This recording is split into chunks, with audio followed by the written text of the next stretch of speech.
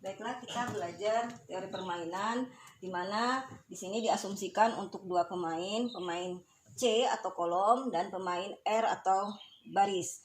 Nah, di sini masing-masing pemain menjalankan strategi di mana pemain C mempunyai N strategi, kemudian pemain R mempunyai M strategi.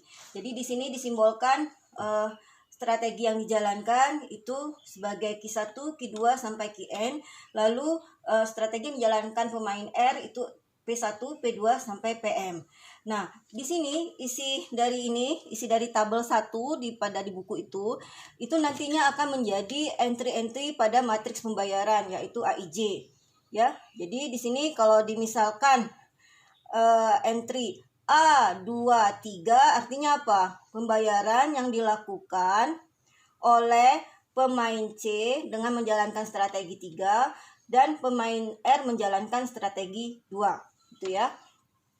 Nah, di sini nilai dari AIJ ini bisa positif, bisa negatif ya. Oke, jadi di sini kita mendefinisikan matriks pembayaran A, dimensinya adalah M kali N, lalu strategi R dan strategi C sebagai key ya. Lihat di sini P ini kita tuliskan sebagai vektor baris dan Q sebagai vektor kolom. Lalu pembayaran yang diharapkan intinya apa? AIJ tadi apa? Pembayaran yang dilakukan oleh pemain C ke pemain R.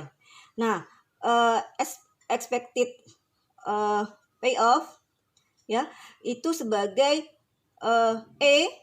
vektor P, vektor Q sama dengan perkalian dari vektor P kali matriks A kali vektor Q.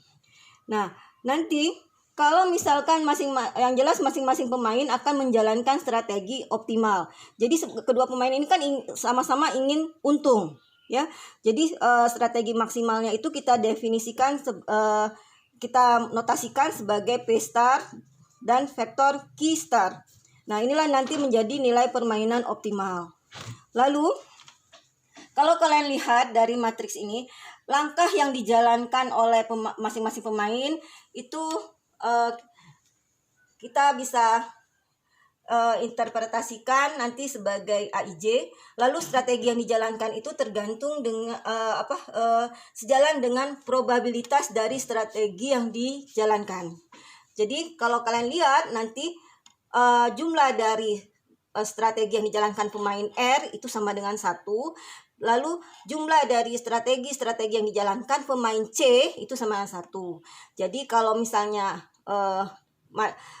entry dari matriks pembayaran AIJ itu kalau positif itu berarti pemain R-nya yang untung, C yang bayar. Jadi R yang dapat nilai yang dapat pembayaran. Lalu kalau nilai AIJ itu negatif artinya apa? C yang menerima keuntungan ya, R yang membayar. Oke.